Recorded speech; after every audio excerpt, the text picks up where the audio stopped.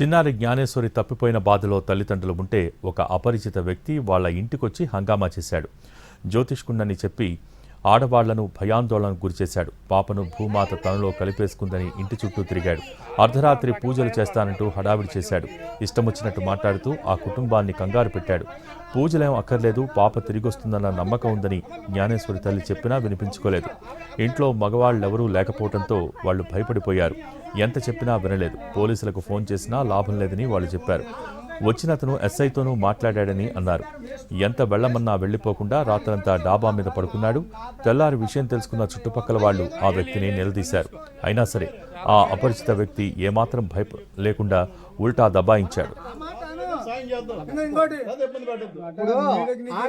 వాళ్ళకి చిన్న ఆశ ఉంది, మాకు చిన్న ఆశ ఉంది. దాని గాలి తీసేకండి.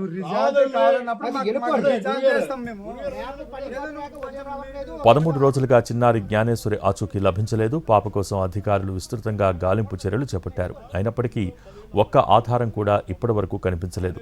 చనిపోయిన పెంపుడు కుక్క పోస్ట్ మార్టం నివేదిక వస్తే ఏదైనా ఆధారం లభించే అవకాశం ఉందని పోలీసులు భావిస్తున్నారు. కొండ ప్రాంతాన్ని ఇప్పటికే 4 సార్లు ఎన్డీఆర్ఎఫ్, ఎస్డీఆర్ఎఫ్ బృందాలు జల్లెడపట్టాయి.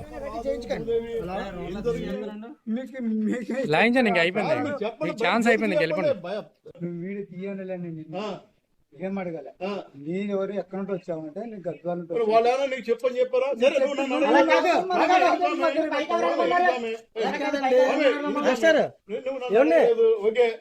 అడిగారా చెప్పమన్నా?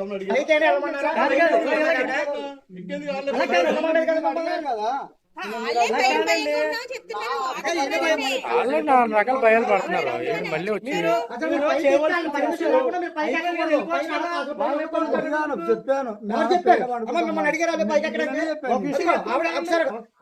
కొడుకుని పోతాను పైకి వెళ్ళి దుప్పటి